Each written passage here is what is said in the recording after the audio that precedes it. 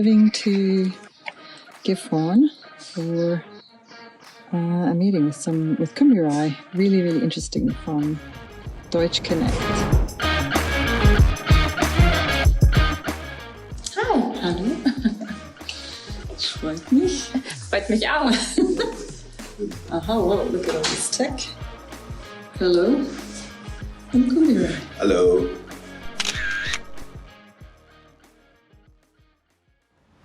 Hi, everybody. Thank you so much for joining me on another episode of the Ask DK show. Today, I'm really excited because I'm joined by Kumbirai Chipadza, the founder and CEO of DeutschConnect. And as you know, I've been living in Germany now for nearly 2 years. And the differences between Africa and Germany couldn't be more pronounced. But I'd love you to extend a warm welcome to Kumbirai. Kumbirai, welcome on the show. Hi, Dylan. Thanks a lot for having me on the show. I've been excited for quite a while, and nice to see you and be on the show today. Awesome. Thank you for your time.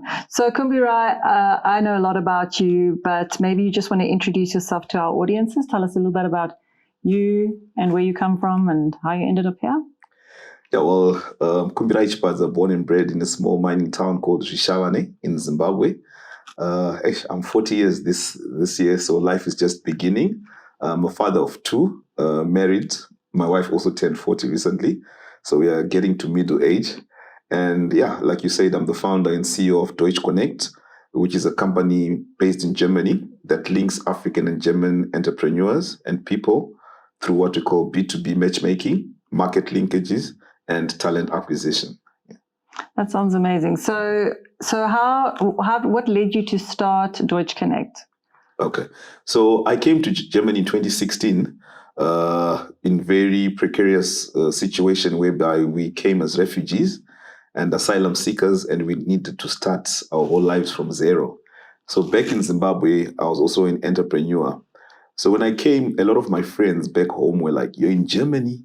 What are you doing in Germany?" There were so many sort of negative perceptions about Germany. On the other side, Germans were also, you come from Africa. They take Africa as one country, Then not only one country, but with a lot of lions, with a lot of animals, no buildings. So I felt that there was a disconnect between what Africans thought about Germany and what Germans thought about Africa. So for me, for example, when I came to Germany, I was treated so well, So I needed to say that story, to tell people about how people in Germany had treated us. In the same vein, I also need the Germans to know that Africans are intelligent. We have big cities. We have 55 countries, not just one country. So that's how DeutschConnect was born, as a sort of bridge between Africa and Germany, but now from a business perspective.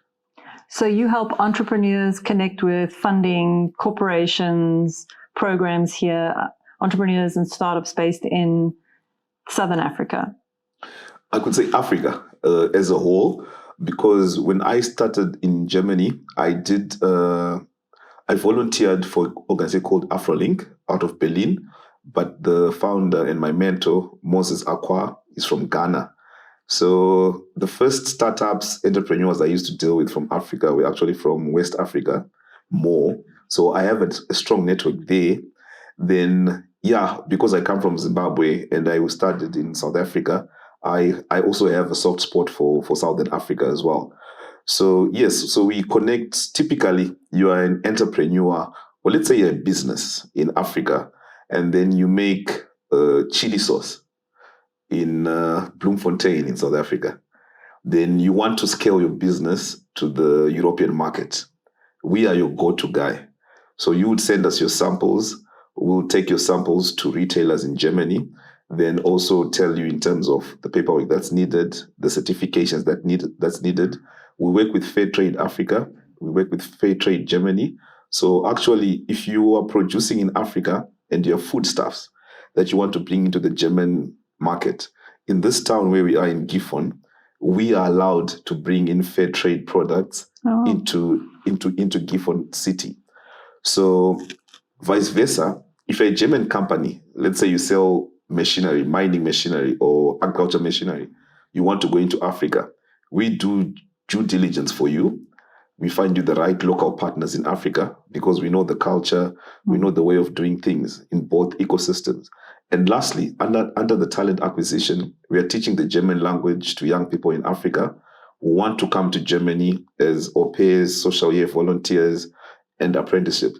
Before people start saying brain drain, we call it hashtag smart migration, hashtag brain gain, not brain drain. I like it. So so those are the 3 pillars that we have in DeutschConnect. I love it. Yeah. And with a view to, like you said when we were at lunch, you invest in the minds of the young people, the young Africans, bring them to experience Europe and broaden their mindsets, and then hopefully they come back to Africa, bring all their knowledge back with them, and improve Africa there where they can. Yes, I mean, the brain drain thing, it's a story that's spoken by bureaucrats, people in governance, the same people that are failing those young people. That's true. So for me, if a nurse is getting paid 2,000 rands in South Africa, then she can come in and be paid 2,000 euros. Wow. Not only is she uplifting her own life, her family's life, but because of the knowledge and skills she gets here, because of the network she gets here, but more importantly, because of the money that she gets here, that money trickles down to Africa via World Remit, via PayPal, via all those options. So I actually think having more people in the diaspora is actually one of the ways that countries can develop in Africa. That's why even the African Union named the diaspora as the 6th region of Africa. Oh, yes. I like it. Yeah. Very interesting. So give me some of the differences that you've experienced in entrepreneurs or small businesses in South Africa versus in Germany. You know, what are some of the differences that you've seen between the two? I think it's more, should you say, culture or systematic differences. Because in Africa, when you talk about entrepreneurship, I mean, for us, for lack of a better word, it's hustling, you know, it's waking up in the morning looking for the next dollar, you know, and you don't know if you're going to make it today, but still you have family to take care of. They want bread for tomorrow morning. So it's deep, you know. In Germany, we talk about having like an 18-month runway. You know, we are here at a co-working space right now. We don't have such things, or if they are there, they are very expensive for our young people to get them. You find, I mentor entrepreneurs in Africa. They cannot do Zoom call with you.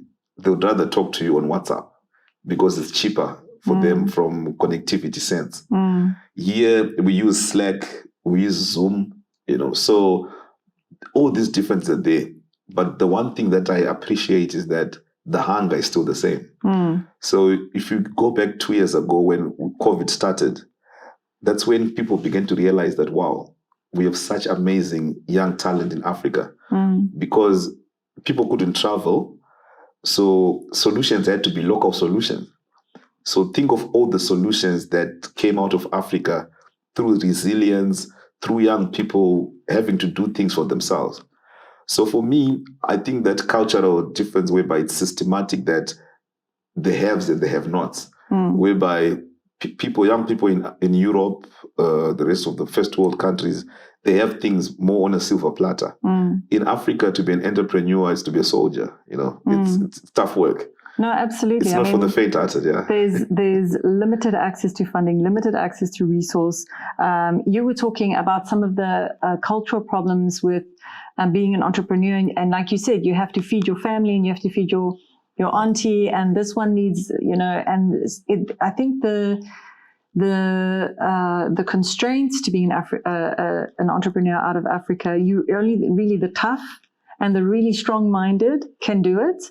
And it does help if you, like you was mentioning, you know, money from friends and family, but you like, who is friends and family that are going to give you money to fund your scatterbrained idea, you know? Exactly. So I do think that like, if you know, Germans have access to amazing entrepreneur development program. You know, you were telling me about some where you can earn a monthly stipend and there's access to facilities and they will pay for your tech development. And, you know, it's really powerful, I think. So if you can find some of the top entrepreneurs in Africa that are just waiting for the opportunity. Could you connect them then with like incubators and opportunities here on this side? Definitely. So maybe just to go back to what you said, what we talked about earlier on, like when you start a company, you bootstrap, then you go to friends and family before you go to angel investors. Yeah. So it's a joke that I always have with my friends, even German entrepreneurs, say, cut the bootstrapping and the family and friends. Let's just start with the angel investor, Let's just cut out that step. Because, typically I'll give my own example. My entrepreneurship road has been very difficult because I went to school, I went to university. The next thing, my mother, or now that I'm married, my wife expects me to get a job, because we're looking for family security. Yeah. But you're an entrepreneur by heart. It doesn't come overnight. No. So you find challenges with family, the same family and friends that you're supposed to go and ask for startup money from. And mostly where we come from, our family and friends don't even have that money to give to us, you see. So those are shifts. And it's unfortunate also that the people that are funding people in Africa, especially from Europe, the funding is not to solve African problems. It's to solve European problems. So it's funding or investment that comes with connotations, and I don't like that. So to answer you, yes, definitely. I'm an ambassador of Berlin Startup School, where I actually did my entrepreneur in residence 2 years ago. So they have lovely programs. We are planning to start an online program whereby we can get entrepreneurs from Africa. I'm also at BIM Berlin, where they incubate problems within the logistics sector. And it's open to anyone in the world. Like my current co-founder in a startup that we have, he's actually based in South Africa. And for the past 6 months, we've been working together. So I also know Lead Hub in Hamburg, where I did my refugee entrepreneurship program. I also work with VC4A, which is both here and in Africa. So you find also Impact Hub Berlin. They also have a lot of impact hubs across Africa. So for young entrepreneurs in Africa who are looking for opportunities in Germany or in Europe, there's never been an easier time for that, because with your phone and your internet, you can be anywhere you want. That's true. So look, 30 years, 40 years ago, you had to come and give someone a handshake. Now we've worked with people for 3-4 years we've never met, started companies with people that we have never met in person. So I definitely think it's much easier now for entrepreneurs to connect over online than before. And another tip for young people in Africa, use LinkedIn. For me, it's done wonders for my business. I always say, people say social media is bad, but it's what you use it for. Yeah. I think if you use it well, for me, my LinkedIn, my Twitter, those are my go-to for people in my sector. You keep on looking for people, you keep on digging. Yeah. And that's how you grow relationships. Like I always say, your network is your net worth. Yeah. I love it. I completely agree. I mean, as my followers know and people who know what I talk about, LinkedIn, we're a B2B marketing agency, and LinkedIn is so key. So I think a tip, just to build on what you're saying is, if you don't have a LinkedIn profile, create a LinkedIn profile. Find the voices in the sector that you want to deal in. So if you're in an agricultural solution, find the agricultural the programs maybe that are working within that space, the big companies that are funding tech and R&D development. Because what you said at lunch, and actually we had the pre-interview at lunch, we should have recorded that session. But what you said at lunch is interesting because a lot of the big companies are kind of outsourcing their R&D to the young, innovative minds. But tell me something. So you've got like so many people watching this and thinking, that's me, I'm going to do this, I'm going to go and sign up here and sign up there. But you were telling me there's a very, very big drop-off rate. Not a lot of people actually succeed in, you got this idea. And I mean, I know because I often get emails saying, we want to build the next Facebook and make it a radio station. And then I'm like, the world doesn't need another Facebook that is also a radio station. But I think a lot of people have amazing ideas, but what is it that causes these companies, these little startups and ideators, what is it that causes them to fail that you've noticed? I think the biggest thing for me is the motivation. what is motivating you to start? Because usually there has to be a problem that you have a solution and people are willing to pay for that solution. So if those three things are not there, then you have a big problem. Then when they're not there, or if it's taking time to happen, then what is motivating you? Are you a thought leader in that sector? Or did you hear by someone that this is where people are making money, So the motivation is what's important. So people fall off because they get tired. I mean, it's just like being like an Abraham Lincoln. He lost 4 times, then he won the 5th time to become American president, Then it's like you fall 9 times, then the 10th time. In entrepreneurship, you fall before you succeed. Yeah, so it's what you do after you fall. But I think people drop off because the motivation, also lack of funding. But when I look at lack of funding, I used to think that a lot when I was in Africa, because we grow up so much in a place where there's no money. Money meets ideas. That's one thing. What is important is the idea. It's the solution. I think now, because of the internet, of where we are living, maybe I'm now sort of like changing my mentality because I'm here, which might be unfair to someone watching from Africa and saying, but you're just saying that because you're there. But I now think that money is not the biggest, funding is not the most important thing. It's the idea, then the network. Then money will find you at the correct time. That's what I think. If the idea is good enough, it will find money. It's funny talking about network because I went to some really not great school and it's just some East Rand rubbish secondhand school. And, but I mean, an education is better than nothing, but like it was a bad education. And, but I realized then the value of these kids that get to go to these schools, the wealthy kids who go to wealthy schools, because I realized like you're going to school with people's, dad, this one's dad's a doctor. He has money. He'll fund your idea. That one dad's is the CEO, mom is the CEO of that, this group, and she'll hire you, or, this one will, support you in that way. And so from a young perspective, like if you don't, like I didn't have access to this network, and there's no excuse, because when I started my company in Cape Town, I'd been working in Cape Town for 6 years, but I'd worked for a global company that wasn't looking for Cape Town clients, and I knew nobody outside of the company because I'd moved to Cape Town, got the job there, and worked for a global company, and I knew no other companies or businesses. I had no contacts. The first thing that I did when I started my agency, I joined a co-working space, a very active, dynamic co-working space with lots of little companies. And because I was still kind of learning and figuring it out, I did work for small entrepreneurs and I gave talks for free. So I gave away a lot. Instead of sitting and saying, give me, I gave away. And my business started to grow, and I did some work for 2,000 Rand here and 600 Rand there and 4,000 Rand there.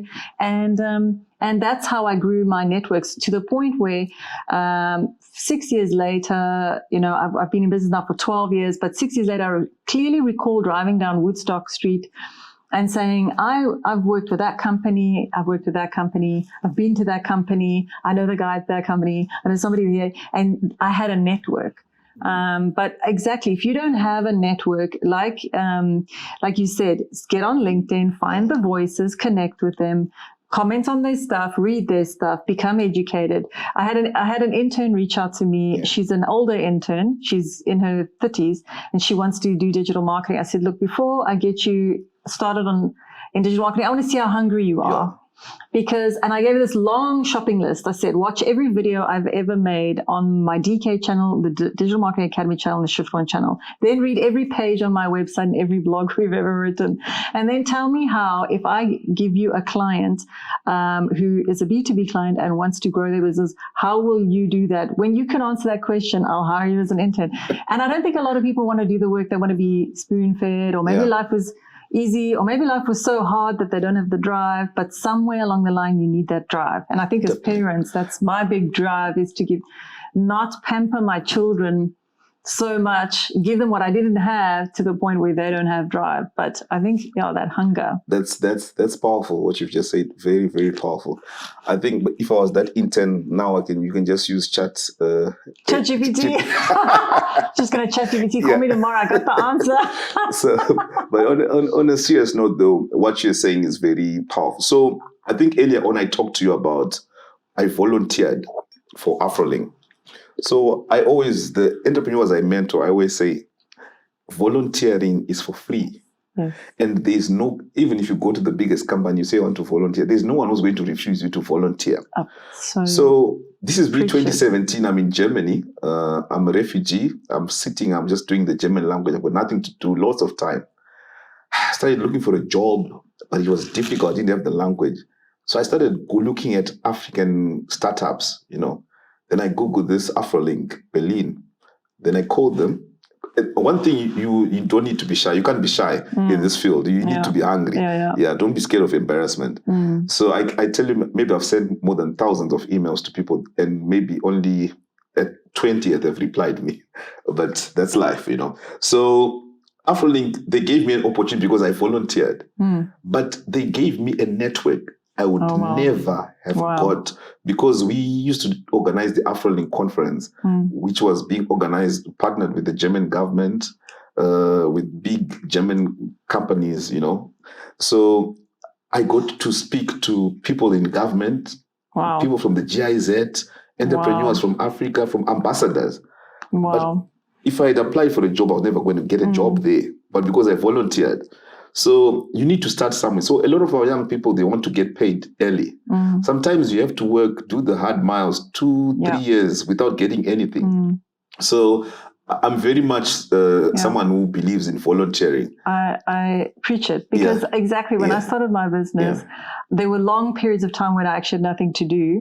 I didn't work Mondays and Fridays, and I didn't work after 2 because I didn't have enough work. And then I would say to people, like, if I pitched them in the elevator, I'd be like, oh, please, like, won't you be like, I need clients. Don't you want to be my client? And everyone was like, oh, no.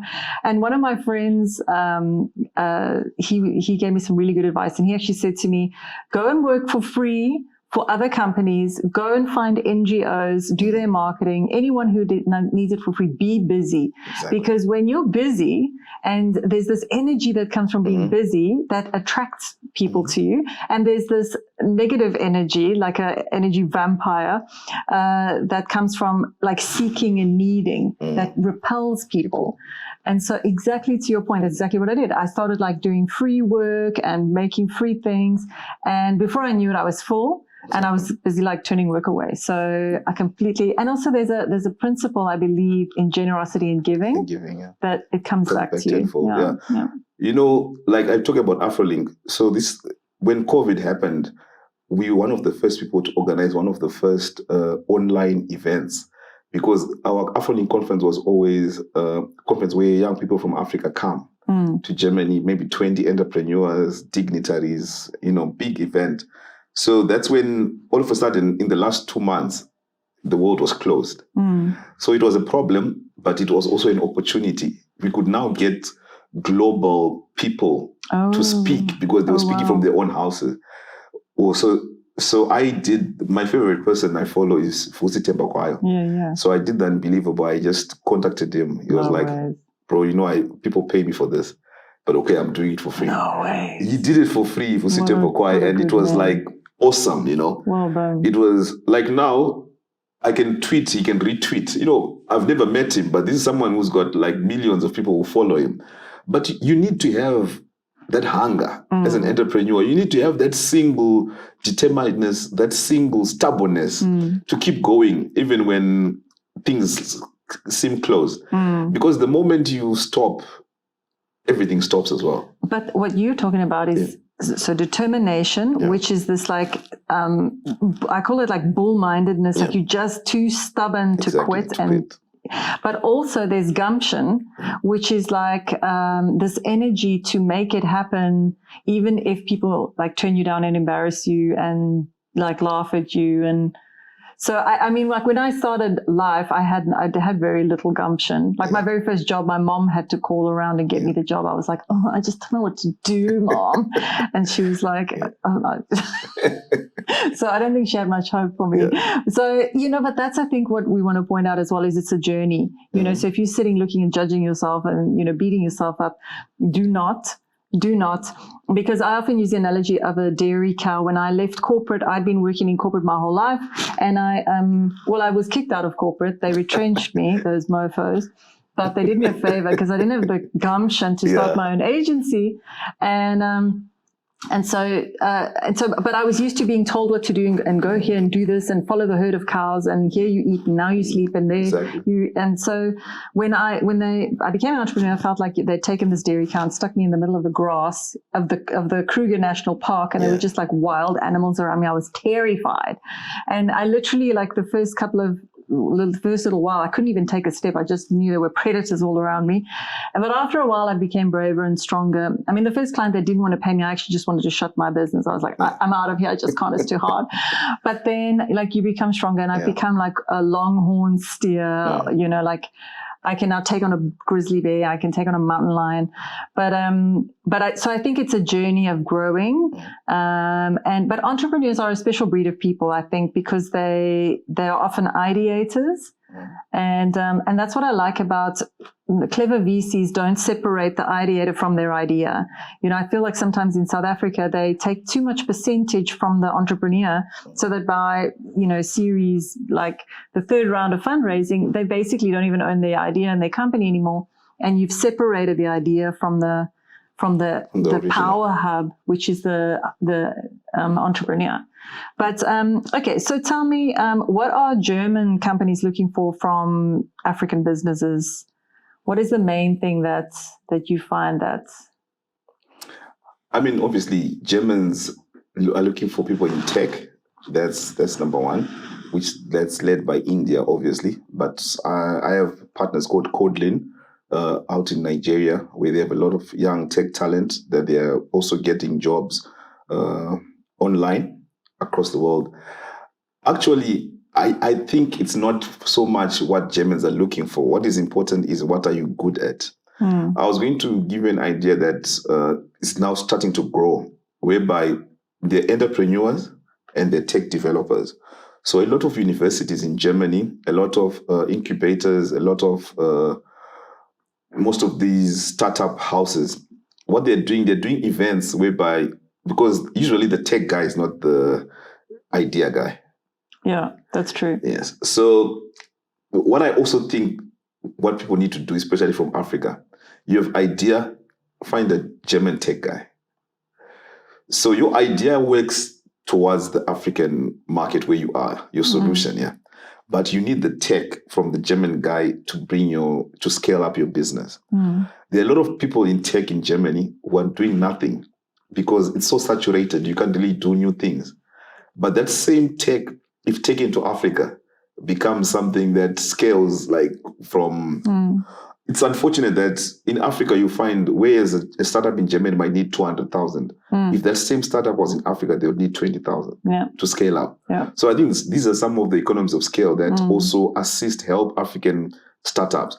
But I think for you to succeed as an African entrepreneur startup, already have a global vision. Your vision must be above the town you're staying or the city or your country. We now have AFTA, where Africa is going to become the biggest single economy with over 1.8 billion people, you know. So, and we are the largest growing population in the world. So it doesn't matter which industry you're in. You need to place yourself, you need to position yourself well. But position yourself, already see yourself in 10 years, even when you're struggling to make ends meet today. Because all these successful people like your Dangotes, your Strive Masiwas, they all have a story to tell. And their story is not like a Romeo and Juliet story. It's got guns, it's got jails, it's got real stuff that happens to entrepreneurs in Africa. So I believe that we need to have stronger entrepreneurs, not crybabies. We really need to have, and they can be built if they are part of these startup houses, they're part of these incubators or co-working spaces. So definitely, I would say, I don't like to say what is Germany looking for. I want to say, what are we offering? Because we're in a global market. So, because I also have clients from Africa who ask me like, okay, Kumbirai, I want to grow something next year. What is the German market like? I no. What are you growing? So what does Africa need? Yes, or what are you good at? Because you can't be looking at what they want and you're not the master of that. Be a master of Be a something, master. then someone Know the opportunity. problem. Yes, then the opportunity then comes knocking to you as well. Yeah, I had a young entrepreneur come to me with the little agricultural solution they were thinking of. I said, "Have you spoken to farmers?" And they said, "No." I was like, okay. Like go and speak to 200 farmers.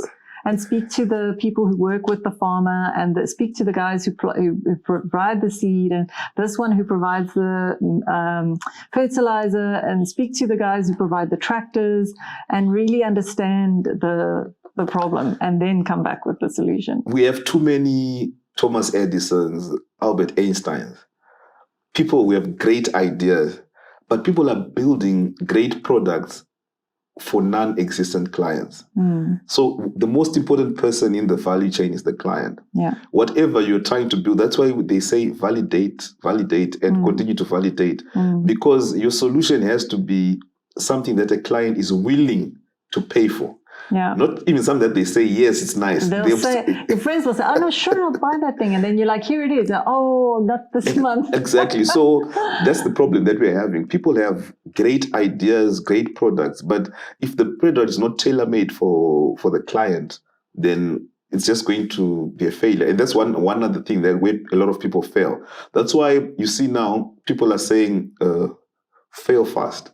Oh, yeah. Fail fast, Fast. Quickly, MVP, have a product, take it out to the market, test it on the market. Don't take too long producing.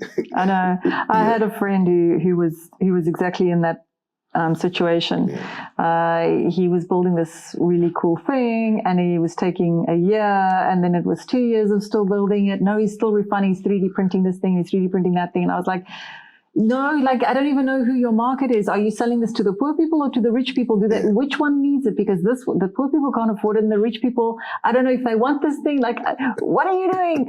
So I completely agree. Don't build the solution without really understanding your audience and people who watch my videos know I always go on about know who your audience is, know what their needs are. Exactly. And then like niche. Decide that within these highly stratified audiences, you're focusing on this segment. And in that segment, there's some more stratas, and you're going to focus on that guy and figure out what his key problem is and solve it. Definitely. And I think also on that point, I have friends like this. And I mean, sometimes it's cool not to tell people what you're doing, but I don't believe in that. Yeah. A lot of people... Oh, yeah. Because they're going to steal my idea. Yeah, but... Facebook was not the first out there. Yeah. There was another before Facebook. Yeah. And there's no new idea under the sun. Maybe since sliced bread, I don't know. But then definitely it's not your idea.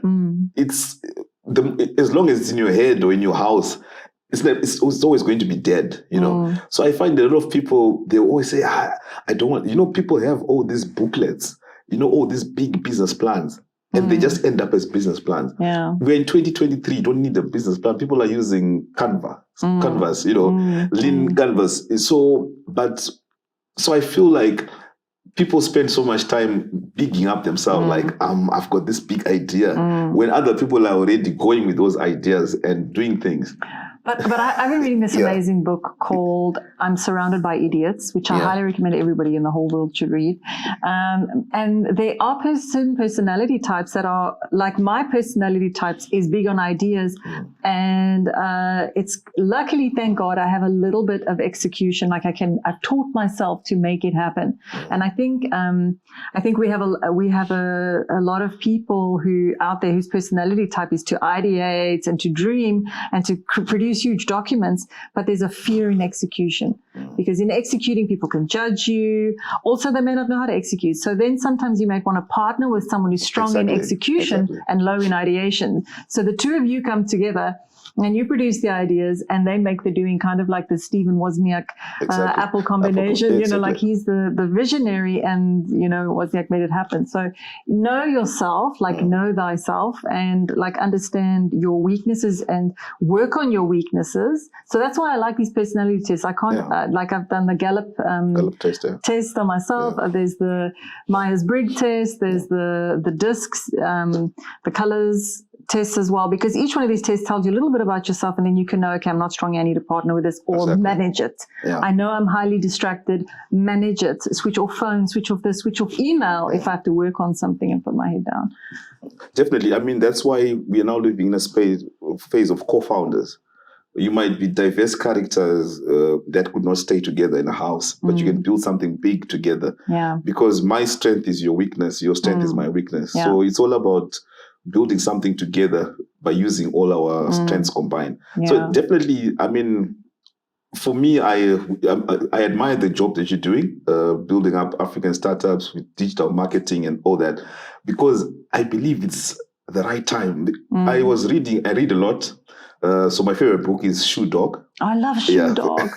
It reads like a Wilbur Smith. It's brilliant. So even when days are tough, I read Shoe Dog. When what Phil Knight went through. Yeah, exactly. When he had so much stress. Now there's the movie. It was they loved it. It's called A. Oh, no way. About how they signed Michael Jordan. Okay. I recently watched it. So, but the point is, you need to really go out there and work hard. And now you are doing digital marketing. A lot of startups or entrepreneurs or even companies from Germany that want to go to Africa. Because one thing that I always talk about is Germans or Europeans, when they go to Africa, they are going with these NGOs or going with these organizations that are not necessarily entrepreneurs. So when they go there, they come back and say, Africa is corrupt. The whole world is corrupt. But it's who you go with. If you go with someone like me or you who's already invested here in Germany and you want to make a business out of it, then definitely you're going to put them to the correct people because it's a business venture. But if you go there as an NGO, then you give someone without any business practice to start a fund for business, then it's going to go broke because they don't have the capacity to do it. So we've been advocating through the German government, we've been advocating through the GIZ, through African ambassadors in Germany to say, when German companies are going to Africa, they should take Africans from those countries. We know the culture. We know the way of doing things. It's different in every country. If you go to China, there are things you need to do in China. If you go to the Middle East, there are do's and don'ts when you go to people's areas. So it's the same in Africa as well. So I'm part of what is called the Agile program, Africa German Young Leaders. We've been asked to accelerate economic cooperation between Africa and Germany.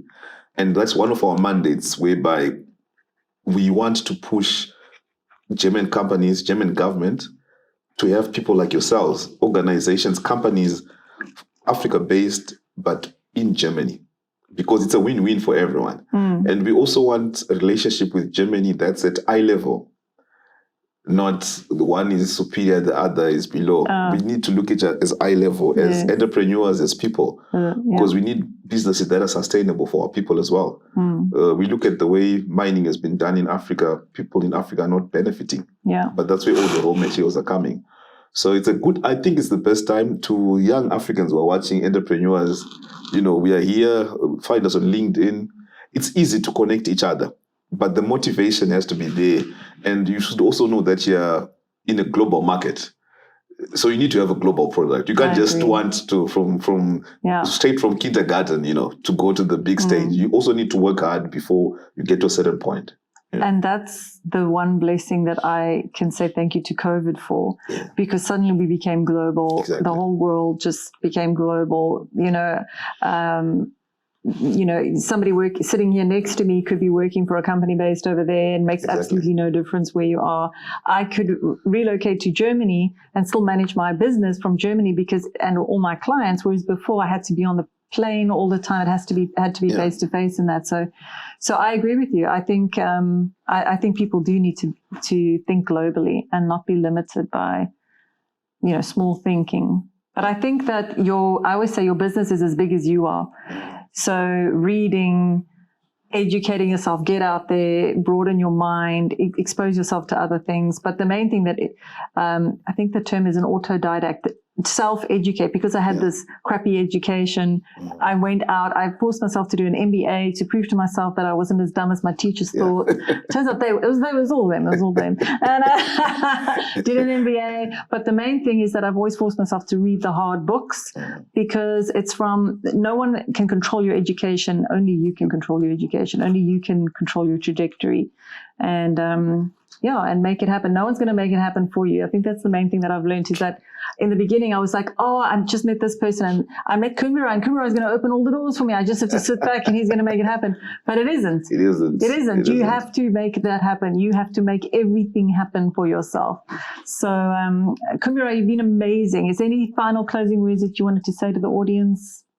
Yeah, I also wanted to say the African diaspora is the sixth region.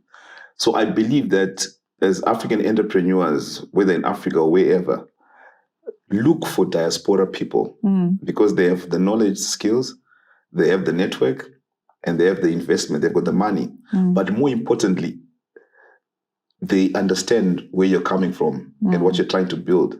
So it's easy for me to fund a young person from Shishawani in Zimbabwe than to fund someone from South Africa or from Ghana. Because I understand what he's building is going to benefit my grandmother or my mother, where I come from.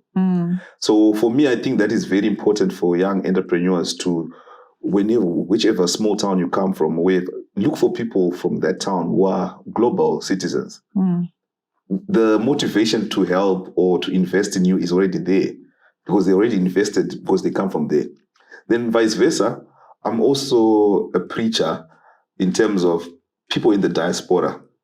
We always complain that when we send money home, our family, they are wasting money. I bought a bus, then my brother, he drank all the money from the business. But your brother didn't do an MBA, didn't do a business degree, but you just gave him a bus, because it's your brother. So let's invest in young people who are doing things in our communities. Maybe you're 5,000, maybe you're 10,000, maybe you're 5 of you, you're 50,000.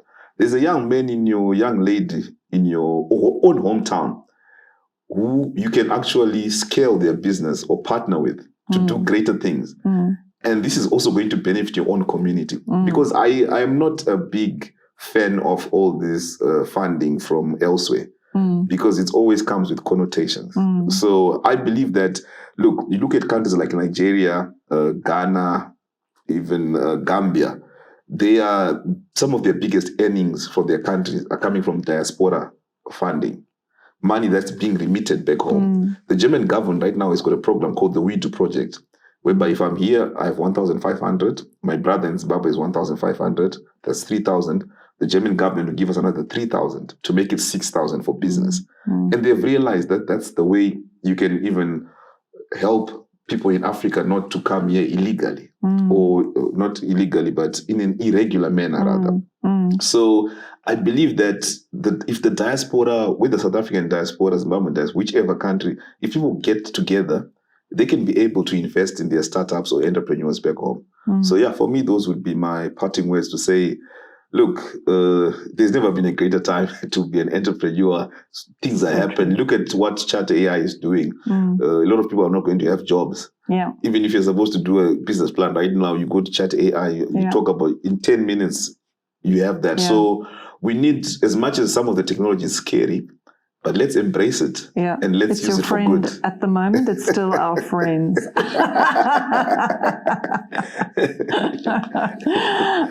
Amazing, Kumbirai. I really want to thank you again for your time. You've been amazing. And I want to thank our audience. Thank you so much for joining us.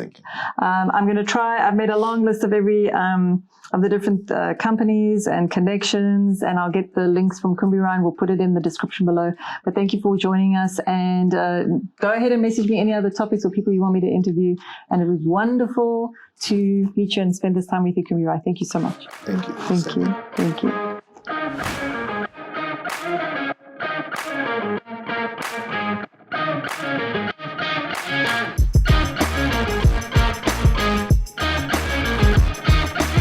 We're done with videoing, and it's been amazing. Kumbirai's been amazing. Luke's been amazing.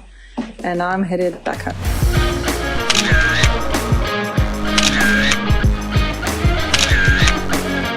Finally home, and exhausted after the drive. But it was amazing to meet Kumbirai and had a really, really amazing day in Gifhorn.